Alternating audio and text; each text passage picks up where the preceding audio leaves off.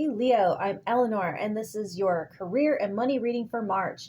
Comment if you want me to pull a personal clarifier just for you, and the link to see the shuffle, it's in the description. So your oracles for this month, you have the fourth chakra, heart center, and violet. Create a balanced life. What I find interesting is that the fourth chakra is kind of a bridge between the lower and higher chakras. It's the midway point. So it's like you're balancing or bringing into harmony your concrete reality and your higher self. And also, you have four major arcana here, so something significant is going on in your entire life, not just work. And the point is, though, it's calling you to unblock your heart and to bring more love into what you do, to nourish it and to make it more real and more stable. And also, I found this meme. It was on Facebook, Moon Cycles for Manifesting, and I want to summarize it for you because it just really summed up your reading so beautifully. It says, in order to love, you must break open. In order to find peace, you must face chaos. Never regret any experience because it is always meant to bring you balance. The light always follows. So bear with me till the end. It really, it comes around beautifully. So you have the Two of Vessels and Death. This is like the Two of Cups. So on the outset, the very first thing, and something you wouldn't expect in a career reading, is an opening of your heart. But yes, for some of you, it does imply that romance is affecting your finances. Like if you were getting married and deciding not to work anymore, or to leave a job because of a workplace romance that's against the rules. But really, that's just a few of you. The biggest theme here is opening yourself up to a huge change. The Two of Cups, the Two of Vessels, it's something that you are embracing. So you're embracing change. You're opening your arms to a transition. You're welcoming. You're opening your hands to receive something, even though something might fall away. Okay, so you have Death with the Hermit. So this is a massive shift. It has to be something like affecting an entire industry. It looks like you transitioning to something that you do on your own because you're seeing the signs of change in your field. Maybe more and more it's becoming automated, or maybe work like yours is leaving the city, or like maybe this whole way of life has become restrictive and you crave independence.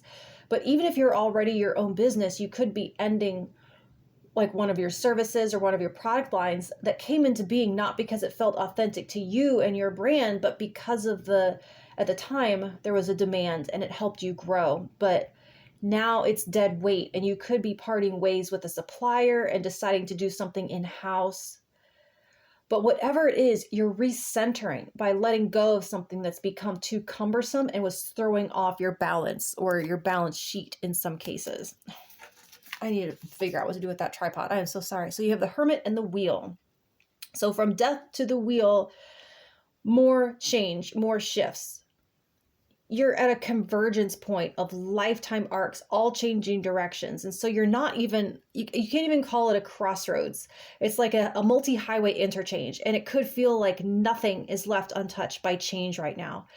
So your sense of orientation is going to be inward, and you're the calm center of the storm. Outside is what appears at first glance to be chaos. Inside is quiet. Your heart center is like that lamppost in Narnia. That's why it has to stay lit. It has to stay open so that you can find your way back to center if you feel lost and disoriented. So having the Hermit sandwiched between the Death and the Wheel, you are the constant in the situation. It's everything else that's changing. And yes, we have to be able to roll with change, and rigidity is what causes people to break when times change like this. But some things you have to hold on to, like your core values, like love, like connection to the divine or meaning, whatever it is that you want to call that. But keep the light of your heart lit as the thread that guides you through or anchors you until all of this passes and settles again. So you have the Wheel with the Star, my favorite card. Here's where you land in the reading. The Star, I like it even more than the Ten of Cups because it is so badly needed when it shows up, because it's a light in the darkness. It pierces the heaviness and it lets love and warmth flood in. It's catharsis. It says it's okay okay. You will be all right. You're not lost. The night sky doesn't change and you can always navigate by it. It's that feeling you get when you hear the perfect song that feels like source speaking directly to you to reassure you. And it actually reminds me, there's a song, Carbon Leaf, Let Your Troubles Roll By. It's like the lyric reminds me of this. It says, like the perfect song at imperfect times. And actually, I think the first bit is love endures. So anyway, you will be okay no matter how much is going on with your work life.